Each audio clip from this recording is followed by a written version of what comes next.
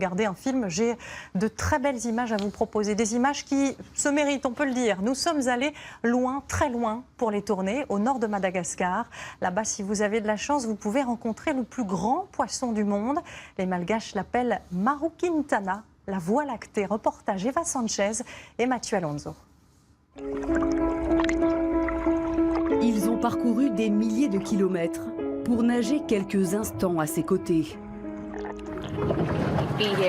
Être ici et les voir, c'est juste incroyable. Il n'y a pas de mots pour décrire cela.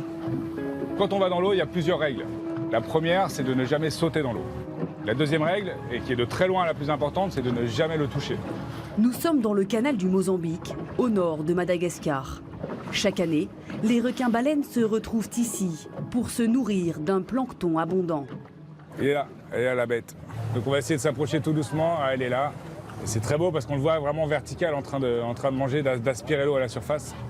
On se prépare, get ready.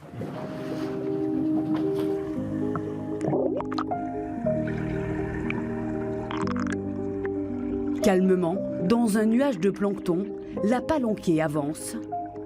Quand soudain, le géant des mers apparaît. Inoffensif et particulièrement curieux, le requin s'approche et vient à la rencontre des plongeurs.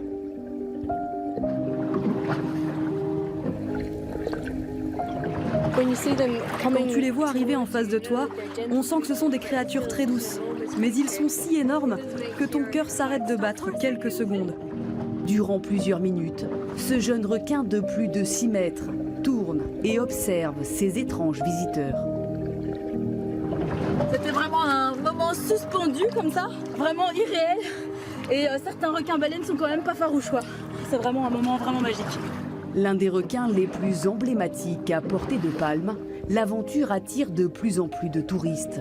Alors, pour éviter les dérives, depuis l'année dernière, une charte réglemente l'approche des bateaux et les conditions de mise à l'eau avec les requins-baleines.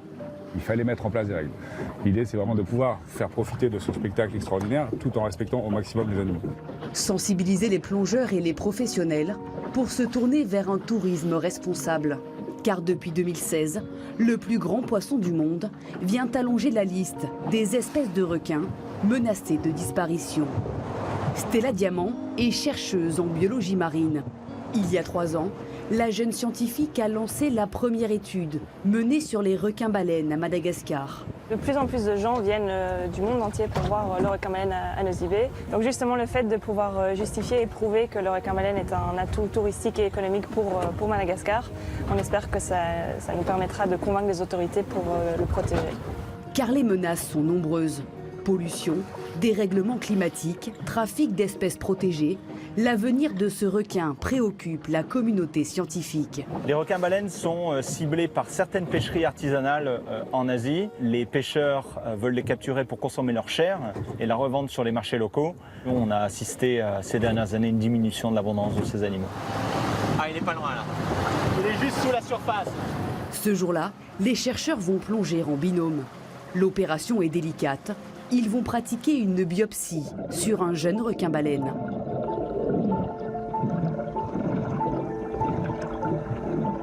Il faut savoir que le requin-baleine a la plus grosse peau de tous les animaux.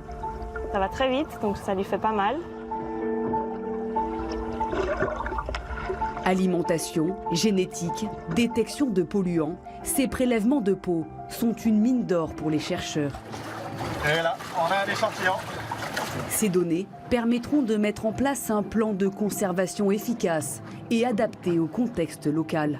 C'est surtout important de communiquer ça avec la communauté locale qui vit ici à Madagascar et dont c'est l'héritage en fait. Pour que tout le monde se rende compte de l'importance que ça a. Informer et sensibiliser, une étape nécessaire pour convaincre la population. Alors quand elle n'est pas sous l'eau, la biologiste sillonne la petite île de Nosy-Be.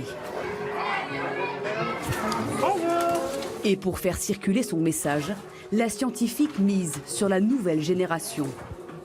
Est-ce que quelqu'un ici a déjà vu un requin-baleine? Non. La pollution plastique, la fragilité des océans, l'objectif est de faire prendre conscience aux enfants du rôle qu'ils ont à jouer. Les baleines sont une chose que tout le monde doit protéger C'est important parce que, comme la forêt et toutes choses, on doit les protéger pour le futur. Dans le monde, plus de 70 millions de requins seraient tués chaque année, principalement pour alimenter le commerce juteux de leurs ailerons. Depuis les années 50, 90% des populations de requins de la planète ont déjà disparu.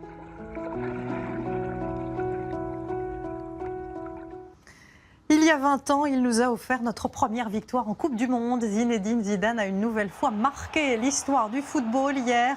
Avec son club, le Real Madrid, il est devenu le premier entraîneur à gagner pour la 3e fois d'affilée la Ligue des Champions. Et de quelle manière? Vous allez le voir, le match contre Liverpool a été d'un très haut niveau, avec notamment ce but incroyable de Gareth Bale. Un retourné acrobatique parti tout droit au fond de la lucarne. Et là encore, on reconnaît le flair de Zinedine Zidane qui venait tout juste de faire rentrer le joueur sur le terrain.